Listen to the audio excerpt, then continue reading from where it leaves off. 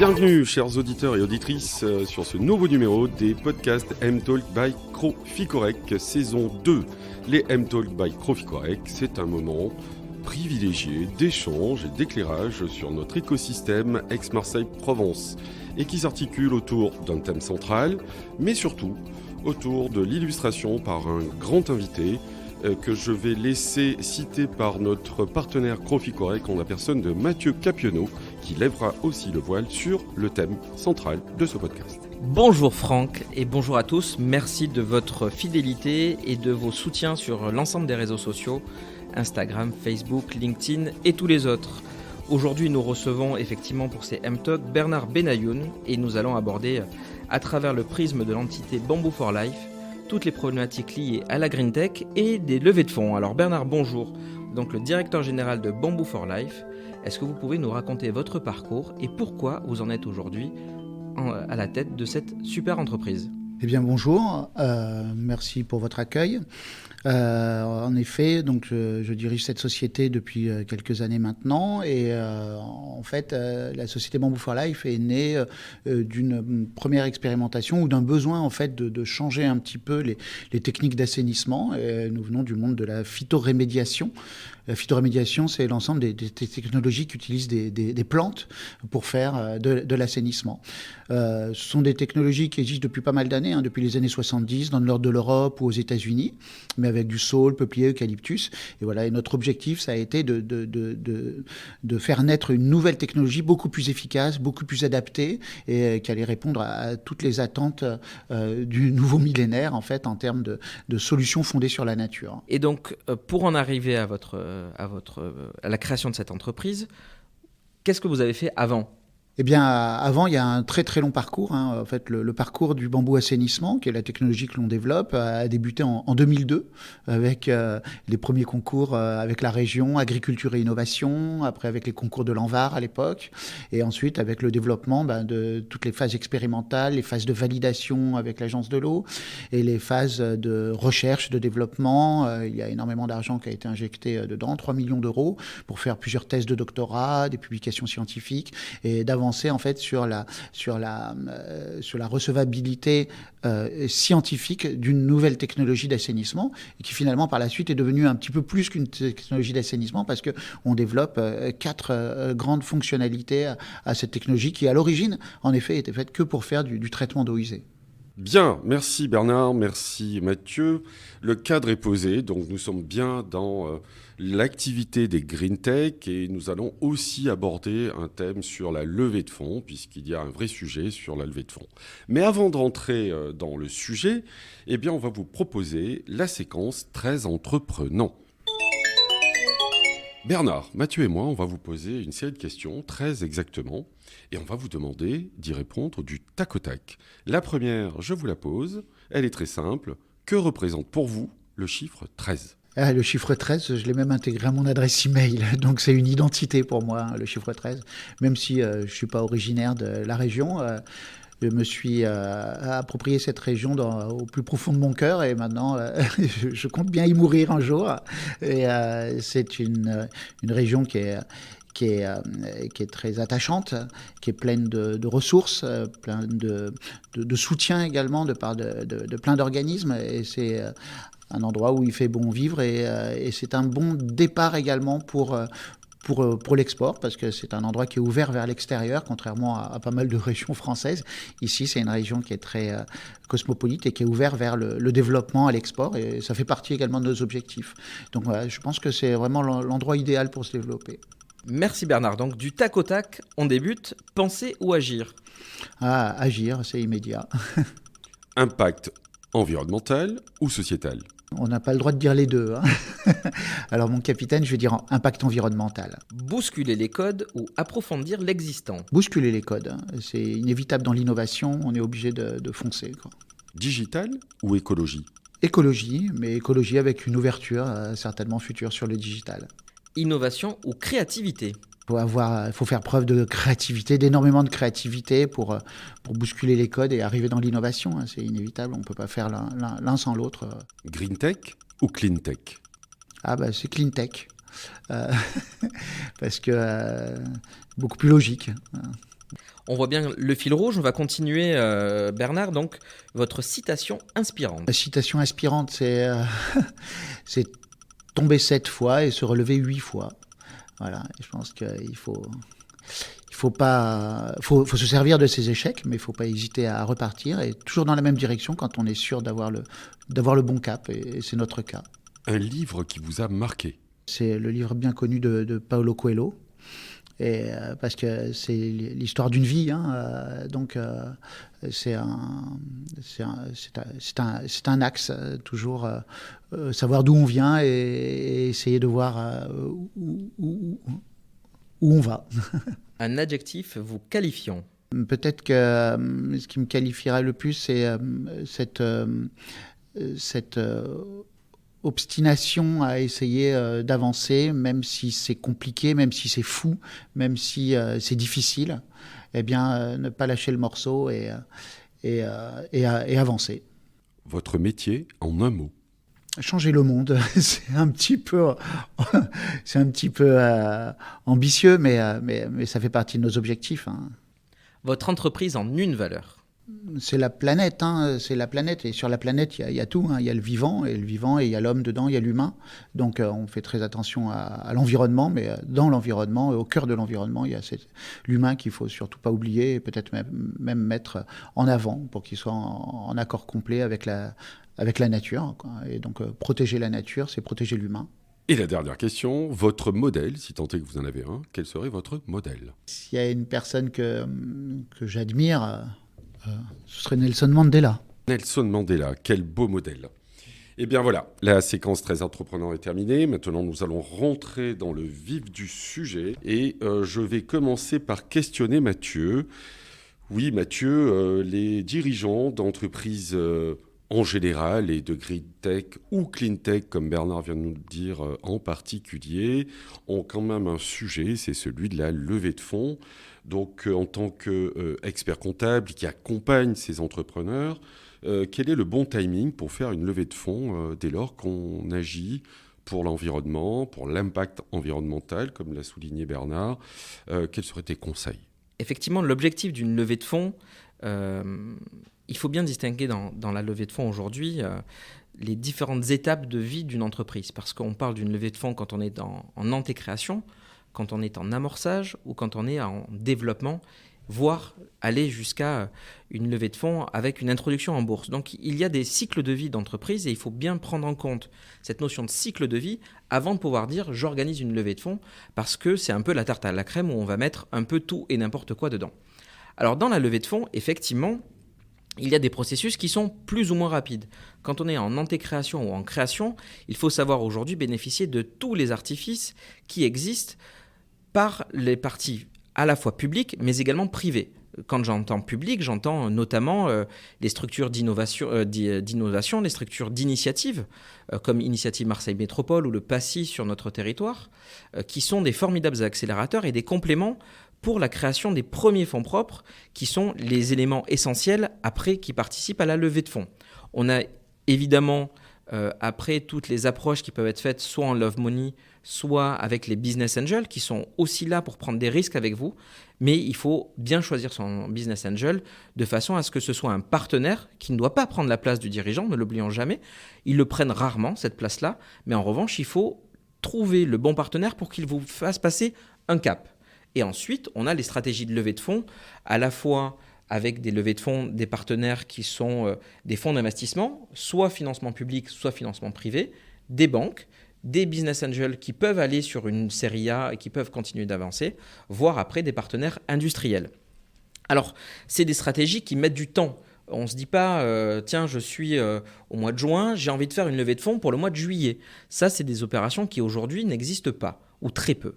En revanche, il faut anticiper cela, alors passer par plusieurs étapes. C'est des opérations qui prennent plusieurs mois. On va d'opérations qui prennent de 3 à 8, 9 mois. Et quand on est jusqu'à une introduction en bourse, c'est parfois des sujets qui prennent 1 à 2 ans de façon à préparer la structure, parce que de la levée de fonds, après derrière, on va aller sur des objectifs de déclaration financière, préparer des tableaux de bord et discuter avec une nouvelle gouvernance, ou en tout cas préparer cette gouvernance-là. Donc, On est là dans la maîtrise de son calendrier, dans l'anticipation du calendrier, identifier quels sont les acteurs clés dans son écosystème, dans son environnement. Ne pas oublier que tout le monde ne va pas forcément dire oui, donc toujours anticiper et prévoir plusieurs opérateurs et plusieurs accompagnants ou plusieurs partenaires bancaires ou financiers parce que vous allez peut-être avoir et essuyer quelques refus. Donc c'est très important de pouvoir se dire je sais vers qui m'adresser, mais je vais en voir plusieurs acteurs. De même, il ne faut pas oublier qu'il faut essayer de structurer cette approche-là en se disant je vais trouver des partenaires institutionnels. Je pense par exemple sur un territoire Région Sud Investissement. Mais Région Sud Investissement, aujourd'hui, il ne faut pas oublier quels sont ses critères d'investissement. Région Sud Investissement est un acteur qui ne va pas investir seul. Il y a besoin de co-investissement et donc trouver tout de suite des acteurs à côté, type partenaires bancaires ou autres, qui seront les partenaires accompagnateurs. Après, évidemment, on rentre dans une phase, c'est la phase critique, c'est les phases de due diligence. Là, on passe dans l'analyse de votre dossier avec ce que l'on appelle un pitch deck. On présente son activité et l'essentiel, c'est pourquoi aujourd'hui j'ai besoin de fonds. Je ne suis pas là pour vous demander des fonds parce qu'ils sont disponibles. Je vais faire passer une étape à mon entreprise et cette étape-là me permettra de vous rembourser, évidemment, ou de vous faire participer à une aventure qui elle-même débouchera sur des nouvelles opportunités. On passe cette due diligence. Ensuite, on va rentrer dans une étape dite de négociation et de lettre d'intention. Donc, c'est ce qu'on appelle la LOI, donc la lettre d'intention. Ensuite, on va aller jusqu'à la signature d'un pacte d'actionnaires, la définition d'une nouvelle gouvernance et procéder à cette levée de fonds.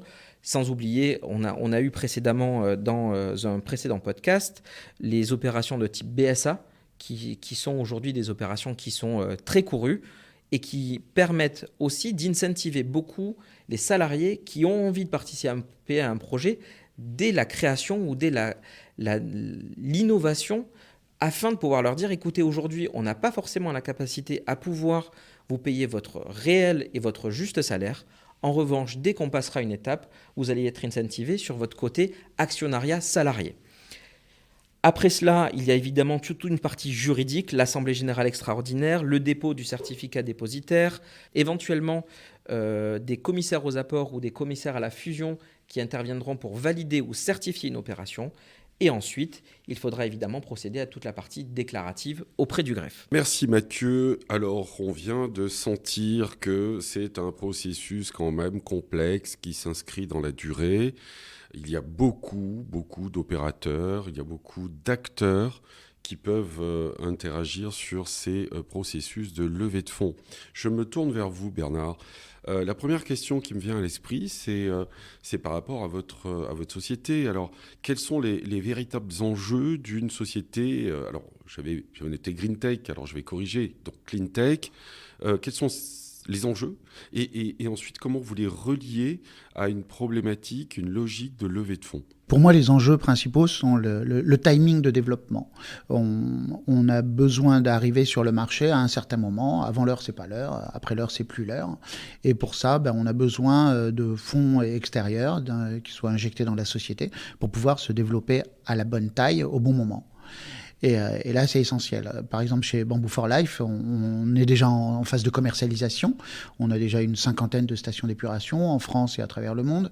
Donc, on est prêt non seulement à développer à grande échelle en France, mais également de partir à l'export. Et pour ça, il faut des moyens. Il faut des moyens financiers et au lieu de mettre 20 ans à se développer et comme on l'a fait par le passé petit à petit, simplement avec nos chiffres d'affaires, eh bien, de faire une levée de fonds, ça permet de se développer instantanément et de prendre une taille qui soit en adéquation avec la demande et avec notre capacité à répondre à cette demande. Et donc, c'est toujours un choix de savoir si on veut partir seul et avancer petit à petit et être à 100% d'un petit gâteau ou alors posséder qu'une part d'un gros gâteau. Et des fois, on n'a pas le choix parce que la taille du gâteau, elle s'impose. Nous, par exemple, qui travaillons dans l'assainissement, on aurait pu très bien, comme plein de sociétés, se contenter de faire des petites stations d'épuration, voire même de faire de la station d'épuration autonome pour des particuliers. Et c'est pas du tout le choix stratégique que l'on a fait. et il est raisonné. Il est raisonné parce qu'on ne fait pas que de l'assainissement. On va en parler tout à l'heure, mais les quatre fonctionnalités, c'est de produire de la biomasse. Produire de la biomasse de bambou, c'est extrêmement intéressant. Mais si on produit quelques tonnes de biomasse de bambou, eh bien derrière, on ne peut pas fournir une industrie qui soit l'industrie que l'on vise. Par exemple, si nous on vise des bois compressés, on ne peut pas se permettre de produire que quelques tonnes. Donc inévitablement, il faut l'adapter à des tailles de stations d'épuration qui soient géantes. Et donc, une société qui va se développer avec un chiffre d'affaires faible ou avec des moyens financiers faibles ne va pas pouvoir s'adresser à des stations géantes qui vont pouvoir faire naître ce marché de la biomasse. Tout comme pour le crédit carbone. On ne va pas aller vendre quelques tonnes de carbone sur le marché du crédit carbone. Il faut qu'on arrive avec quelques milliers, voire quelques millions de tonnes séquestrées chaque année pour avoir une assise et une reconnaissance. Donc, la taille de la société, pour nous, ça n'a pas été vraiment une question, ça a été une obligation. On est obligé de se développer à grande échelle pour pouvoir assumer nos ambitions. Merci Bernard. Alors oui, vous parlez des 4 fonctionnalités. Vous pouvez nous en dire un tout petit peu plus sur ces 4 fonctionnalités ? Oui, tout à fait. En fait, la phytoremédiation, donc c'est l'assainissement, le traitement des eaux usées. Donc on se focalise sur la construction, la conception, la construction et l'exploitation d'une station d'épuration, qui peut être une station d'épuration pour un industriel. Tous les industriels génèrent des eaux usées, et donc il faut traiter ces eaux usées pour être en conformité avec la réglementation. Et il y a également toutes les communes, toutes les personnes. Pour vous donner un chiffre, la moyenne nationale en France, c'est 150 litres par jour et par personne. Voilà. Chaque personne produit 150 litres d'eau usée. Et derrière, il faut bien sûr le traiter avant de le rejeter dans le milieu naturel. Et c'est pour ça qu'on installe de partout en France des stations d'épuration. Il y a plein de pays dans le monde qui ne sont pas du tout équipés d'assainissement et donc qui rejettent des eaux brutes dans le milieu naturel.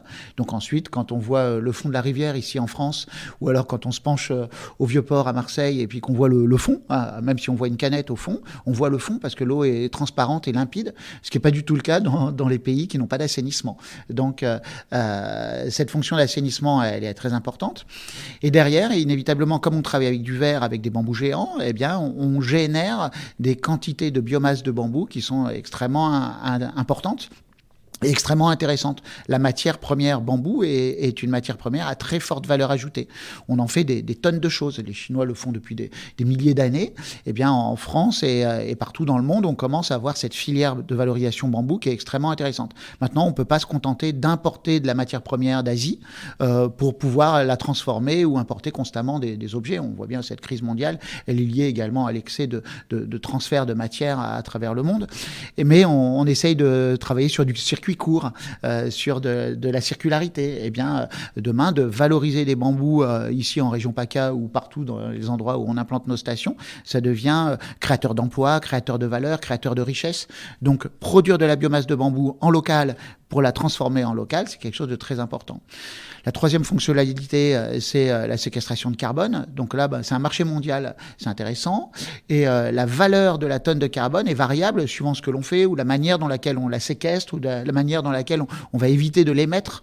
Alors, nous, on travaille avec la plante par excellence qui séquestre le plus de CO2 de tout le règne végétal, alors qu'une forêt classique va dégager à peu près, séquestrer entre 4 à 5 tonnes de CO2 par an et par hectare. Le bambou, lui, est capable d'en séquestrer 60 tonnes par an et par hectare. Donc ça devient un marché extrêmement intéressant et une source de revenus. Je vais vous parler en second lieu de la source de revenus. La quatrième fonctionnalité, c'est le rafraîchissement bioclimatique en milieu ouvert. Alors c'est un mot qui paraît compliqué, mais c'est très simple, c'est pour lutter contre les îlots de chaleur urbains. C'est-à-dire que comme on transforme de l'eau de format liquide et on l'évapotranspire par le feuillage, donc on le dégage en format gazeux. Cette transformation d'état de liquide à gazeux est une transformation qui va consommer de l'énergie. Cette énergie consommée, c'est l'énergie chaleur. Ce qui fait que quand on évapore de l'eau, eh bien, on capte en même temps la chaleur et on est capable, comme ça, de réduire les températures. Donc, dans et autour de nos stations d'épuration, on est capable, en milieu tempéré, de réduire les températures entre moins 3 et moins 8 degrés. Et quand on travaille en milieu chaud, tropicaux ou désertiques, eh bien, on est capable de réduire les températures entre moins 10 et moins 20 degrés. Voilà. Et ces 4 fonctionnalités sont indissociables. Bon, avec un peu d'humour, on voit souvent qu'on annonce qu'on a mis en place une grande promotion pour toute la durée du 21e siècle, qui est une fonctionnalité achetée, 3 fonctionnalités offertes. Ce qu'il faut comprendre par là, c'est vraiment de l'humour, mais c'est de dire que c'est indissociable. On ne peut pas séquestrer du carbone sans produire de la biomasse. produire de la biomasse, on le fait en traitant des eaux usées. Traiter des eaux usées, derrière, pour faire du rafraîchissement bioclimatique avec cette transformation d'état que je viens de vous expliquer. Voilà, toutes ces fonctionnalités sont indissociables. Et du coup, c'est ça, cette circularité ou ce côté développement durable de notre technologie qui est fort apprécié parce que toutes ces fonctionnalités portent un intérêt dans toutes les régions ou dans tous les contextes industriels du monde. Merci Bernard, merci pour ces éclairages. On sent bien la circularité, j'irai même plus loin. Donc on est bien là dans une économie totalement circulaire et puis donc un cercle vertueux que vous amenez en valeur sur les territoires que vous allez pouvoir traiter avec en entrée de services, c'est bien l'épuration, donc la phytorémédiation, comme vous l'appelez si bien. Je voudrais ajouter un élément, c'est que la chose la plus exceptionnelle en fait qu'on a fait, c'est la chose la plus facile à faire. On a simplement changé notre regard sur un problème. Pour éliminer un problème, c'est ce qu'on m'a appris à l'école. Pour éliminer un problème, il faut changer son regard et il faut peut-être essayer de le considérer comme un avantage. Et les eaux usées, c'est un problème mondial. C'est un problème majeur et c'est un problème qui n'est pas du tout traité je l'ai dit tout à l'heure, dans énormément de pays, quoi. Et quand on change son regard sur les eaux usées et qu'on considère les eaux usées ou qu'on se considère comme, nous-mêmes on se considère comme avoir créé un nouveau métier d'agriculteur dépollueur. Mais seulement on ne produit pas des carottes ou des bananes, on produit de la dépollution. Et notre outil de production, comme tous les agriculteurs, ils achètent énormément d'eau et d'engrais. Eh bien, cette eau et cet engrais, on va le chercher dans les eaux usées. Donc, en fait, notre changement de regard, c'est de considérer les eaux usées non plus comme un problème, mais comme une ressource. On se sert de l'eau usée pour produire de la biomasse de bambou et en même temps, bien sûr, on l'épure, mais derrière, on fait naître une économie. Et voilà. Et donc, on élimine directement un problème dès l'instant où on prend le problème comme un avantage. Absolument. Et j'irai même plus loin. Je m'aventurerai à affirmer que finalement, vous créez de nouveaux gisements que vous arrivez à valoriser.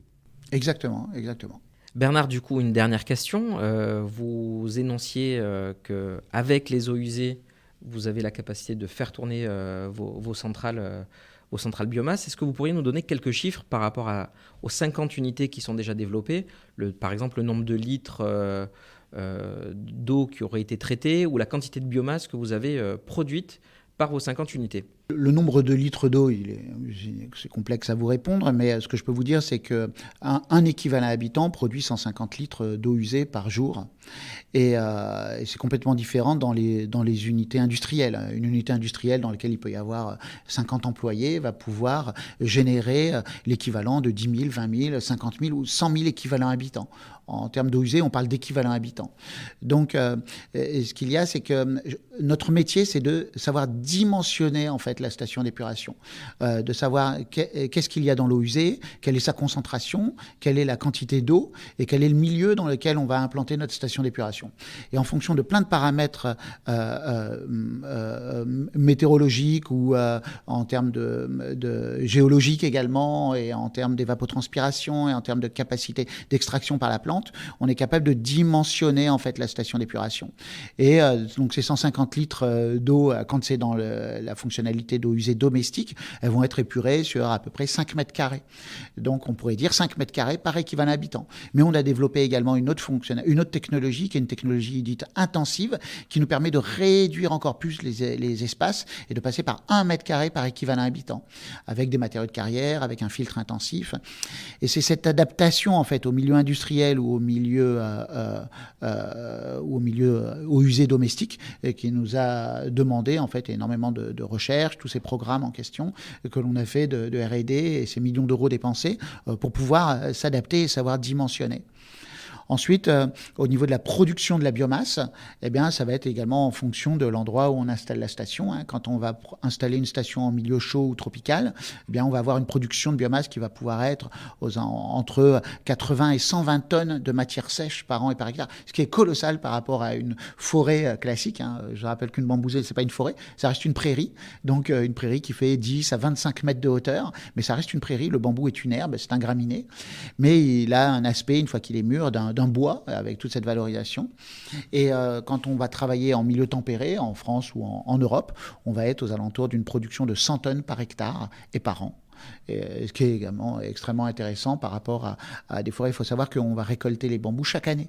Donc on a cette production vraiment chaque année. Alors que dans le métier de la sylviculture, on va planter aujourd'hui, on va dépenser de l'argent pendant 25 ans ou pendant 100 ou 150 ans si c'est des bois précieux, pour ensuite pouvoir récolter le bois et le valoriser. Alors que dans le bambou assainissement, chaque année, on va récolter 25% de la plantation pour pouvoir directement la faire partir dans les filières de valorisation. Et c'est cette récurrence de rentabilité, voilà, qui donne cette fameuse rentabilité économique et écologique à nos stations d'épuration. C'est impressionnant et c'est tout aussi passionnant. Et quand on a un passionné qui en parle comme vous, c'est vraiment un régal. Bien, je vous propose de passer au moment de la story. Je vais commencer par une question qui adresse Mathieu. Mathieu, tu as l'habitude d'accompagner toutes sortes d'entreprises et en particulier de plus en plus d'entreprises dans la green tech, la clean tech et dans les logiques et problématiques qui sont les leurs de levée de fonds. Est-ce que tu pourrais nous faire en une minute ou deux un petit retour d'expérience avec une anecdote, un cas particulier ? Oui, alors je vais aller sur l'extension que Bernard a précisé tout à l'heure, c'est-à-dire aujourd'hui... La green tech ou la clean tech, c'est à la fois une industrie, mais c'est aussi un élément de valorisation de groupes industriels ou d'entreprises. Et un des derniers exemples que l'on a aujourd'hui au sein du cabinet, c'est un client qui est en train de créer une usine de retraitement des eaux, ce qui est une blanchisserie, avec pour but de créer une 50aine d'emplois. Son critère de valorisation d'entreprise, il est sur la valorisation de l'eau et des déchets qui en est fait derrière. Et aujourd'hui, les préfectures avec lesquelles il souhaiterait intégrer son usine, le seul regard qui est apporté par la préfecture, c'est non pas le business initial, c'est comment vous allez traiter votre eau, comment vous allez traiter votre énergie. Et du coup, toutes les aides, subventions et financements qui en sont faits et qui sont proposés à mon client, par exemple, ne dépendent aujourd'hui finalement que de l'activité annexe, ou en tout cas de la fin et du début de sa chaîne. Son cœur de métier, tout le monde le connaît et à la rigueur, ils disent OK ou pas OK. Mais au final, c'est parce que ce client-là pourrait travailler avec un Bamboo for Life ou en tout cas intégrer dans sa logique de recyclage et de traitement des eaux et de tout son impact green ou clean. C'est cet élément-là qui aujourd'hui lui permet de le valoriser, de vendre son projet et d'aller chercher des subventions, voire de la mise à disposition de terrain dans certains territoires. Donc je trouve que c'est effectivement aujourd'hui un projet qui est complètement hallucinant et intégrer la problématique green, la problématique tech, la problématique green et la problématique clean, c'est plus un sujet où on devrait se dire est-ce que je l'intègre ou pas ? C'est comment est-ce que dans mon processus industriel, je l'intègre de manière native. D'autant que la BPI, par exemple, a intégré depuis le 1er janvier 2022 des nouveaux financements en green et en clean. Donc une entité aujourd'hui qui souhaiterait développer, reconstruire, aménager de l'industrie, voire même du service, ne peut plus se passer d'intégrer cette problématique au sein même de son processus industriel, sinon il passera à côté d'une très grande partie des financements. Absolument, et je me rappelle qu'une dynamique avait été déjà impulsée auprès des imprimeurs avec l'imprime vert. Donc c'était déjà là aussi une manière d'amener les imprimeurs à anticiper tous les rejets qui allaient être les leurs. Bernard, je vous pose à peu près la même question. Pourriez-vous vous partager une anecdote, un retour d'expérience précis, un exemple précis qui vous a frappé ? Je vais aller dans votre sens, tous les deux. Vous venez de citer deux éléments qui nous concernent directement. L'imprimerie, ça fait pas mal d'années qu'Emmanuel Druon de la société Pocheco, qui est dans le nord de la France, à côté de Lille, a décidé de traiter la totalité des eaux usées issues de l'imprimerie par la technologie du bambou assainissement. Donc je dis avec un peu d'humour, il nous a mis à la porte de chez lui et il nous a vraiment mis à la porte. Il a supprimé le parking client pour le remplacer par la station d'épuration à l'entrée de son usine. Et du coup, depuis pas mal d'années, il a compris, il a fait naître les économies pour pouvoir amener de l'environnement au sein de sa structure. Et c'est devenu pour lui une ligne de conduite incroyable au niveau de l'ensemble de son imprimerie pour pouvoir intégrer des économies, de l'écologie et un sens humain extrêmement développé. Voilà, donc ça, on l'a fait il y a peut-être une dizaine d'années de cela et la station est toujours en leur fonctionnement aujourd'hui. Et l'autre exemple, c'est un exemple sur la blanchisserie. En fait, nous sommes en train de faire un projet du côté de Toulouse. Et là, c'est complètement différent. En fait, c'est pas les services de l'État. Donc, c'était une blanchisserie qui rejette dans la station d'épuration communale. Et donc, tout à fait aux normes et qui fonctionne de cette manière-là depuis des années. Seulement, ils ont rencontré un client, un gros industriel de l'agroalimentaire, un du CAC 40, qui a été intéressé par faire la blanchisserie industrielle avec leurs services, mais qui se trouvait à une distance de quelques dizaines de kilomètres. Et ils n'ont pas voulu travailler avec eux parce qu'ils ont dit vous allez alourdir notre bilan carbone simplement en faisant le transport des vêtements industriels pour pouvoir aller les laver et les ramener à l'usine. Donc cette usine s'est rapprochée de Bamboo for Life pour demander si on était capable de séquestrer assez de carbone pour pouvoir équilibrer le carbone nécessaire au transport du linge sale et du linge propre jusqu'à cette industrie agroalimentaire.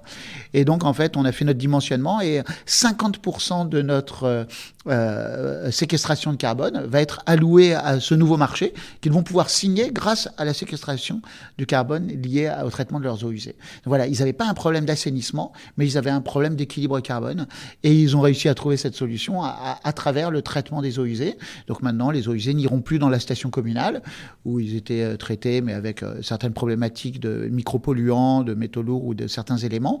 Et ils vont le faire sur place. Ils vont se servir, comme Emmanuel Ruon, de cette technologie pour pouvoir communiquer en fait sur leur raisonnement environnemental. Merci Bernard pour ces deux exemples très concrets.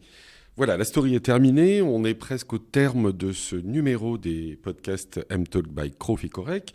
Avant cela, je vais vous demander cette fois d'être très court, très bref.